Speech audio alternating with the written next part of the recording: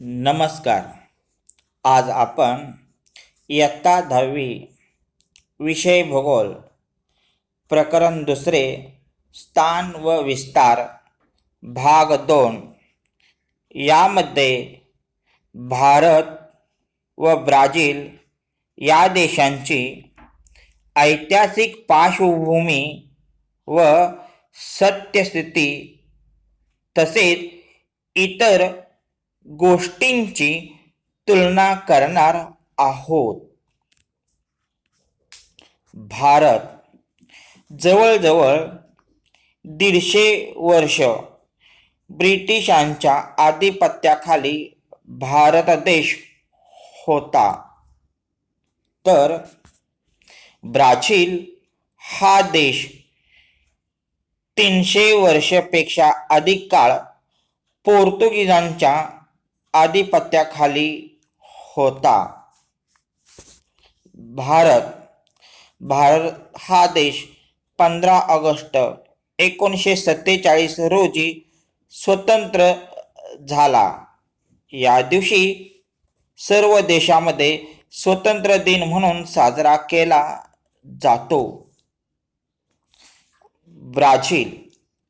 ब्राझीलचा स्वतंत्र दिन 7 सप्टेंबर आहे, तर ब्राझीलला स्वतंत्र 7 सप्टेंबर 1822 साली झाला.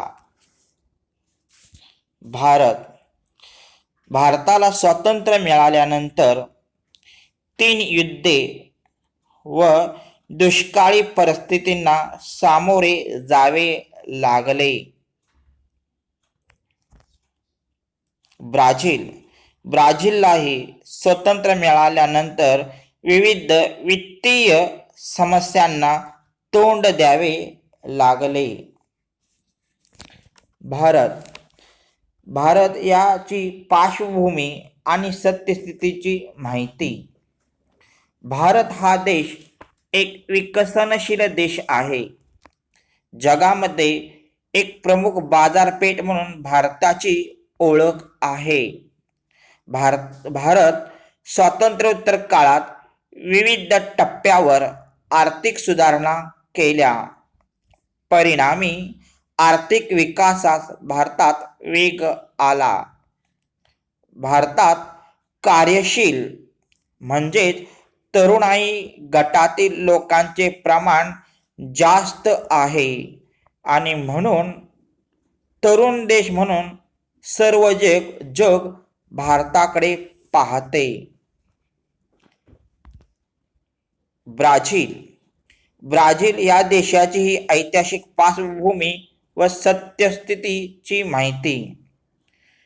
1930 पासून ते 1985 पर्यंत ब्राझीलमध्ये लष्करी राजवट होती.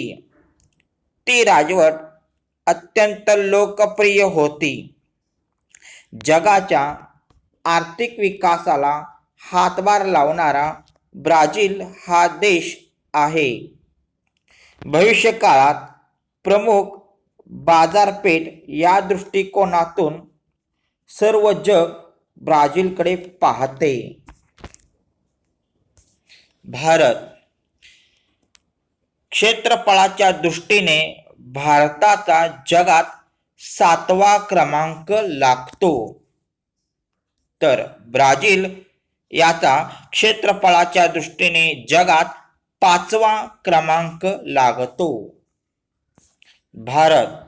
भारताचे क्षेत्रफळ 32,87,263 चौरस किलोमीटर इतके आहे. ब्राझीलचे क्षेत्रफळ 85,15,767 चौरस किलोमीटर आहे. भारताला समुद्र किनारा 7,500 किलोमीटरचा लाभलेला आहे, तर ब्राझीलला समुद्र किनारा 7,400 किलोमीटरचा लाभलेला आहे. लोकसंख्येच्या बाबतीत भारताचा जगात दुसरा क्रमांक लागतो, तर ब्राझीलचा लोकसंख्येच्या बाबतीत जगात 5वा क्रमांक लागतो. भारताच्या मध्य भागातून कर्कवृत्त गेलेले आहे, तर ब्राझीलच्या उत्तर भागातून विषुववृत्त आणि दक्षिण भागातून मकरवृत्त गेलेले आहे. भारताचे बोधवाक्य सत्यमेव जयते हे आहे, तर ब्राझीलचे बोधवाक्य सुव्यवस्था व प्रगती हे आहे. भारतात एकूण सध्या 29 घटक राज्ये व 7 केंद्रशासित प्रदेश आहेत, तर ब्राझीलमध्ये सध्या 26 घटक राज्ये असून एक स्वतंत्र जिल्हा आहे. भारतामध्ये चलन रुपया हे आहे, तर ब्राझीलमध्ये चलन ब्राझिलियन रियल BRL हे आहे. भारताची राष्ट्रभाषा हिंदी ही आहे, तर ब्राझीलची राष्ट्रभाषा पोर्तुगीज ही आहे. भारतामध्ये प्रमुख नदी गंगा ही नदी आहे. ती नदी हिमालयामध्ये उगम पावते, तर ब्राझीलची प्रमुख नदी अमेझॉन ही नदी आहे.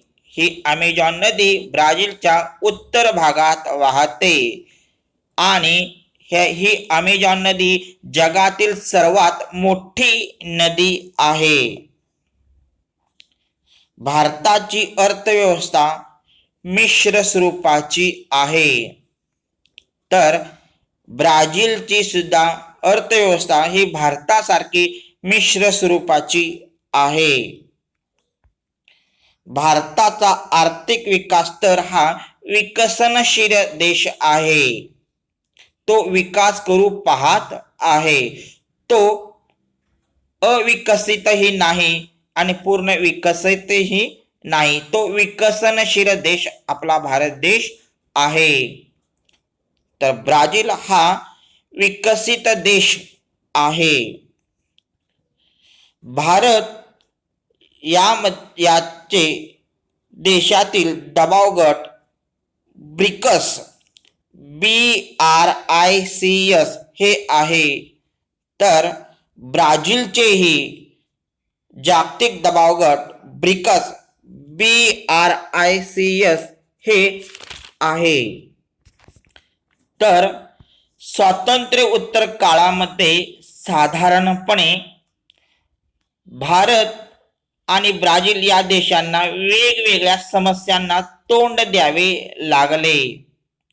स्वातंत्र्य उत्तर काळात पहिल्या 20 वर्षात भारताला 3 युद्धांना सामोरे जावे लागले.